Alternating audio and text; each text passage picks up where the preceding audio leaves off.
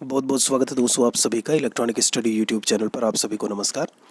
यहाँ पर अगर हम बात करें आपके 1000 प्रश्नों की जो श्रृंखला हमने ऐसे में शुरू की है, और यहाँ पर हम आ पहुँचे हैं अपने एक सेट नंबर 3 पर, और यहाँ पर भी हम 20 क्वेश्चंस को लेकर के बात करेंगे। 1000 प्रश्नों की श्रृंखला है आपकी शिक्षक भर्ती केवीएस परीक्षा को लेकर के, या पीईटी परीक्षा की अगर आप तैयारी कर रहे हैं तो आप यहाँ से पढ़ सकते हैं। जूनियर एडेड में भी आपके सवाल पूछे जाते हैं। दोपहर में 1 बजे क्लास होती है आपकी। 40 नंबर सवाल तक हम आपको बता चुके थे, और यहाँ पर 40 में आंसर हमने आपको फेच साइकिल बताया था।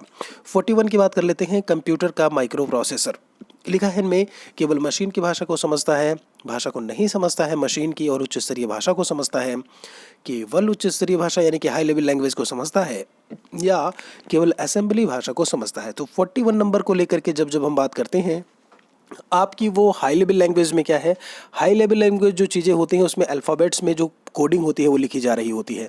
मैथमेटिकल कुछ सिंबल्स होते हैं उन्हें हम यूज़ में ला रहे होते हैं। तो इन सब सारी चीज़ों को कंप्यूटर नहीं समझता। कंप्यूटर समझता है तो वो अपने मशीन लैंग्वेज को, और मशीन लैंग्वेज जो है वो बाइनरी होती है, बाइनरी डिजिट्स पर आधारित होती है, और वो है 0 1। करेक्ट आंसर पहला होगा। 42 की बात की जाए अगर, यह घटक डेटा को इन्फॉर्मेशन में प्रोसेस करता है और इसमें इंटीग्रेटेड सर्किट होते हैं। आखिर वो घटक आपका है कौन सा, ये चीज़ इन्होंने पूछा है। तो डेटा को इन्फॉर्मेशन में चेंज करने का काम सेंट्रल प्रोसेसिंग यूनिट यानी कि सीपीयू का ही होता है। बस लगा दीजिए सीधे सीधे, आपका करेक्ट आंसर यहाँ से सी हो जाएगा। पहले क्या था, आईसी का यूज़ करते थे, अभी माइक्रो प्रोसेसर्स यूज़ हो रहे हैं उसमें। धीरे धीरे एआई का भी ज़माना आ रहा है, जिसे हम लोग आर्टिफिशियल इंटेलिजेंस कहते हैं। 43 में क्या कहा है, निम्न में से कौन कंप्यूटर का इनमें से एक अभिन्न अंग नहीं है। सीपीयू लिखा है, माउस है, मॉनिटर है, यूपीएस है, या फिर इनमें से कोई नहीं। ध्यान दीजिएगा, जिस तरीके से जब हम बात करते हैं हमारे घर में लाइट चली जाती है तो हम लोग इन्वर्टर का यूज़ करते हैं, और इन्वर्टर जो है वो कनेक्शन या जो इलेक्ट्रिसिटी है वो हमें प्रोवाइड करता है। उसी तरीके से जब आप एक डेस्कटॉप कंप्यूटर को लेकर के बात करते हो, लैपटॉप में तो चलो बैटरी लगी है, आपका लाइट गई तब वो चल रहा है, लेकिन जब हम बात करते हैं डेस्कटॉप, तो डेस्कटॉप आपका बंद हो जाता है ऐसे में। तो उस समय हम वहाँ पर अनइंटरप्टेड पावर सप्लाई यानी यूपीएस का यूज़ कर रहे होते हैं। और ज़रूरी नहीं है कि हर एक कंप्यूटर में आपका यूपीएस यूज़ हो, इसीलिए हमारे अभिन्न अंग में ये काउंट नहीं होगा।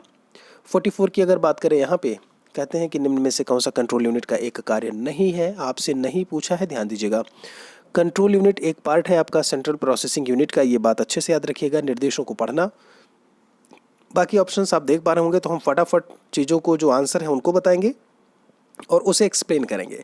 तो कंट्रोल यूनिट का कौन सा कार्य नहीं है, व्याख्या करना, अमल लाना, निर्देशित करना, सारी चीज़ें, कंट्रोल सिग्नल्स, ये सब काम तो देखने को मिलता है कि क्या करना है क्या नहीं करना। ये जो रीड करने का काम होता है, जो सिग्नल्स है उन्हें रीड करने का काम अरिथमेटिक लॉजिक यूनिट या आपका जो सीपीयू है वो कर रहा होता है ऐसे में। तो ये बात आपकी यहाँ से जो है वो कार्य नहीं है में चला जाएगा।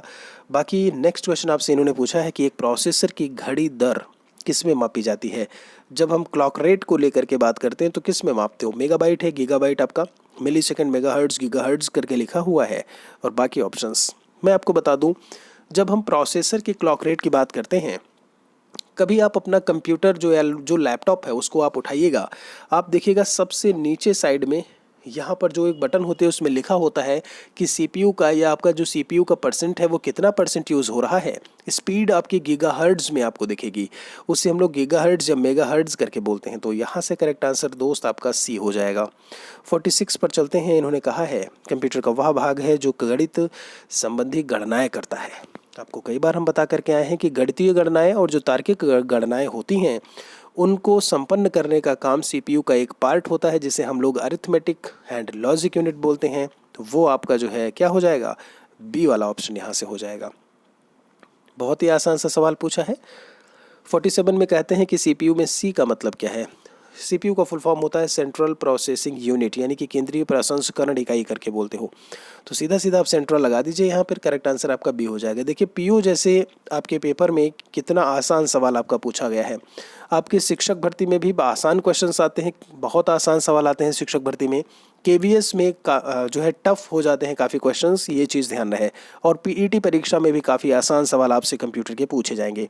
48 को लेकर के बात की जाए, यूपी पुलिस में भी आपका कंप्यूटर पूछा जाता है और जो भी जहाँ भी हैं आपके क्वेश्चंस ऐसे ही मिलेंगे आपको। सेंट्रल सीपीयू में कंट्रोल होता है मेमोरी और उनमें कौन सी चीज़ें होती हैं। तो 48 की हम जब बात करते हैं, एक कंट्रोल यूनिट हो गया, एक मेमोरी यूनिट हो गया और एक है आपका अरिथमेटिक एंड लॉजिकल यूनिट। तो करेक्ट आंसर यहाँ से आपका बी हो जाएगा। 49 की बात कर लेते हैं। कहते हैं डिवाइस मनुष्य द्वारा समझे जाने वाले डेटा और प्रोग्रामों को ऐसे रूप में बदल देती है जिसे कंप्यूटर प्रोसेस कर सकता है। तो कौन सी डिवाइस है जो ऐसे में डेटा प्रोग्राम को ऐसे रूप में बदलती है जिसे कंप्यूटर प्रोसेस कर सकता है? बहुत ही आसान सा तो चीज़ यही है भाई, जो इनपुट डिवाइस होती है वो मनुष्य द्वारा समझे जाने वाले डेटा और प्रोग्रामों को, भाई डेटा कोई भी है तो उसको इनपुट लेने का काम कौन करेगा? इनपुट डिवाइसेस करेंगी। बस सीधा सीधा इनपुट लगा दीजिए यहाँ से, ठीक है। तो इनपुट डिवाइसेस इनपुट लेंगी, सीपीयू प्रोसेस करेगा और आउटपुट डिवाइसेस हमें जो है वो आउटपुट दे देंगी। 50 में है मशीन में कमांड को कैरी करने के लिए जो विधि होती है, कमांड को कैरी करने की जो मेथड है वो क्या कहलाती है? यहाँ पर जब हम बात करते हैं कमांड को कैरी करना, एक प्रोसेसिंग लिखा है, एक शेड्यूलिंग है, एग्जीक्यूटिंग लिखा है और बी और सी दोनों लिखा है या फिर इनमें से कोई नहीं। मैं आपको बता दूँ, कमांड को कैरी करना एग्जीक्यूट करना कहलाता है। बिल्कुल से हो सकता है आप यहाँ पर डी ऑप्शन पे गए हों कि शेड्यूलिंग और प्रोसेसिंग। शेड्यूलिंग मतलब होता है स्केड्यूल करना है, आप कोई टाइम दे रहे होते हो।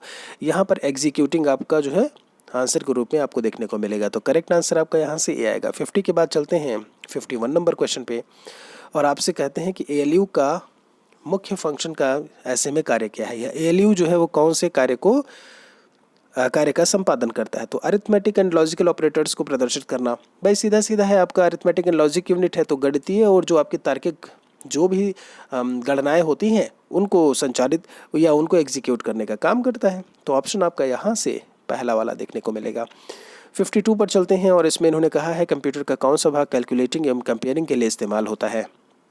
एएलयू है, कंट्रोल यूनिट है, डिस्क यूनिट है, मॉडर्न करके लिखा हुआ है यहाँ पर। 52 नंबर की हम जब बात करते हैं तो कैलकुलेटिंग और कंपेयरिंग के लिए, कैलकुलेट करना मतलब लॉ कहीं ना कहीं तुरंत आपका अरिथमेटिक वाली चीज़ों से जुड़ जाएगा, मतलब ALU वाली चीज़ों से जुड़ जाएगा तो अरिथमेटिक लॉजिक यूनिट करके आप इसे बोल देते हो। यहाँ से करेक्ट आंसर आपको पहला देखने को मिलेगा। तो 52 में जो करेक्ट आंसर है वो ALU होगा। 53 की बात कर लेते हैं। कहते हैं जिसे कंप्यूटर का ब्रेन भी कहते हैं और डेटा को प्रोसेस करता है। एक और आसान सवाल आपके स्क्रीन पर, तरीका देखिए कैसे कैसे सवाल पूछने का है, ठीक है। आपसे किस तरीके से जो शब्दावली है उसको चेंज कर रहे हैं, बाकी आंसर्स आपको क्या कुछ मिल रहा है वो आप बहुत अच्छे से समझ रहे हैं। तो CPU हो जाएगा सेंट्रल प्रोसेसिंग यूनिट।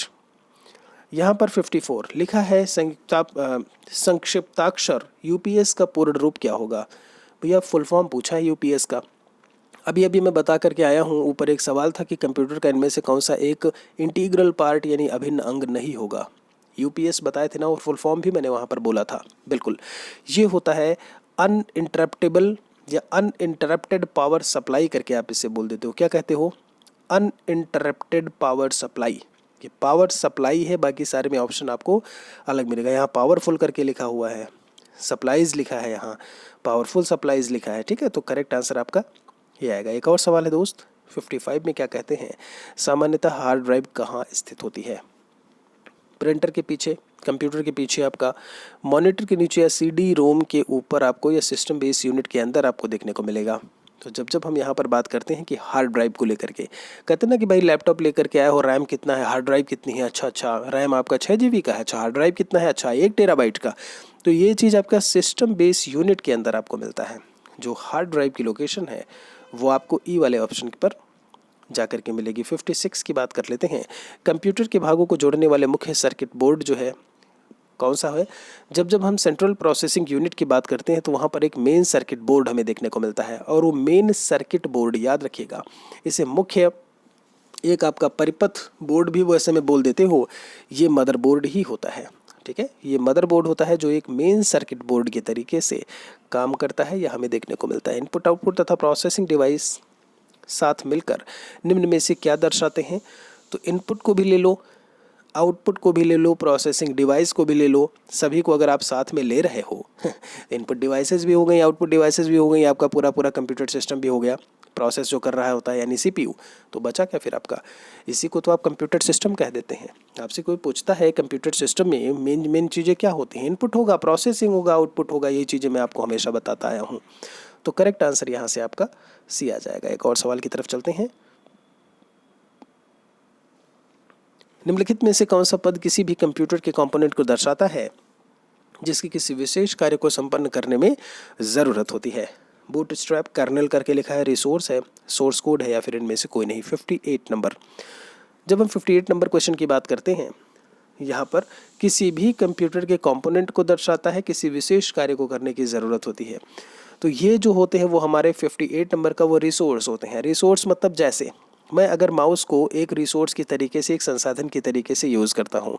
अगर हमने माउस को यूज़ किया तो माउस का मतलब पॉइंटिंग डिवाइस के रूप में होगा ना, माउस का काम अलग होगा। अब ऐसा तो नहीं कि माउस से हम कोई चीज़ मतलब वहाँ पर ABCD लिख पा रहे हूँ, आप समझ रहे हैं। वो बात अलग है कि वर्चुअल कीबोर्ड आप यूज़ करके फिर माउस से आप टाइप करके लिख सकते हैं। कीबोर्ड है तो कीबोर्ड से टाइप करने का काम होता है। तो विशेष आवश्यकता, विशेष कार्य को संपन्न करने में रिसोर्स आपका जो है आपको देखने को मिलेगा। निम्नलिखित में से किस कंपोनेंट का प्रयोग डेटा को सूचना में परिवर्तित करने के लिए किया जाता है? डेटा को इन्फॉर्मेशन में। फिर से वही क्वेश्चन आपका, और बहुत अच्छे से आप जानते आए हो कि ये काम केंद्रीय प्रसंस्करण इकाई का होता है, यानी सेंट्रल प्रोसेसिंग यूनिट का होता है। 60 नंबर में कहा है कि क्या एक कंप्यूटर प्रणाली में एक महत्वपूर्ण सर्किटरी है, सर्किट बोलते हैं जिसे, जो प्रोसेसर के संचालन का निर्देशन करता है। 60 नंबर में मैं आपको बता दूं, संचालन का निर्देशन करना कि आपको करना क्या है, आपको ऐसे नहीं करना है, आपको वैसे करना है। तो ये जो चीज़ें कंट्रोल करने का काम होता है किसी भी कंप्यूटर सिस्टम में, तो वो आपका होता है कंट्रोल यूनिट, जो कि आपका CPU का एक महत्वपूर्ण भाग है। तो यहाँ से आपका जो है वो आंसर क्या हो जाएगा? Control unit. ये एक दो सवाल और हैं इसमें जो है आज कर लेते हैं। कंप्यूटर के मस्तिष्क को क्या कहा जाता है? Mind of computer. बहुत ही आसान सा क्वेश्चन पूछा है, वो आपका है सेंट्रल प्रोसेसिंग यूनिट, जिन्हें हम लोग जो है कंप्यूटर के दिमाग के नाम से जानते हैं। 62 में कहते हैं प्रोसेसर में एक कंट्रोल यूनिट और एक क्या शामिल होता है? जब हम प्रोसेसर की बात करते हैं, या आप CPU को लेकर के बात कर लो ऐसे में, तो उसमें कौन कौन सी चीज़ें हमें देखने को मिलती हैं? तो एक होता है आपका कंट्रोल यूनिट। मेमोरी यूनिट कहीं यहाँ पर लिखा नहीं है, केवल मेमोरी लिखा है, आप समझ रहे हैं, लेकिन यहाँ पर अरिथमेटिक लॉजिक यूनिट लिखा है। तो हम यूनिट वाले को आंसर करेंगे यहाँ पर, जबकि आपको पता है कि एक प्रोसेसर CPU की ही बात हो रही है यहाँ पर, माइक्रो प्रोसेसर कह लो आप। वहाँ पर CPU के 3 भाग होते हैं, ALU यानी arithmetic and logic unit, control unit यानी CU, और तीसरा जो होता है मेमोरी यूनिट होता है। तो दोस्तों आज के इस वीडियो में इतना ही। उम्मीद करते हैं काफ़ी कुछ चीज़ें आज यहाँ से आपने फिर से सीखी होंगी। Electronic study Telegram channel, video के डिस्क्रिप्शन में लिंक है, उससे आप ज़रूर जुड़ें। कोई भी आप ग्रुप में भी हमसे जुड़ सकते हैं। 8081743734 ये है कॉन्टैक्ट नंबर मेरा। व्हाट्सएप करिएगा, नाम ज़रूर लिख के भेजिए। ग्रुप में भी आप ऐड हो सकते हैं। क्लासेस आपको रेगुलर मिलती रहेंगी। औरों तक भी आप इस वीडियो को ज़रूर पहुंचाएं। हम फिर से मिलेंगे एक और सेशन में। शिक्षक भर्ती की क्लासेस सुबह 7 बजे, दोपहर 1 बजे और शाम को 7 बजे होती हैं प्रतिदिन। शुक्रिया आप सभी का, तब तक के लिए थैंक यू।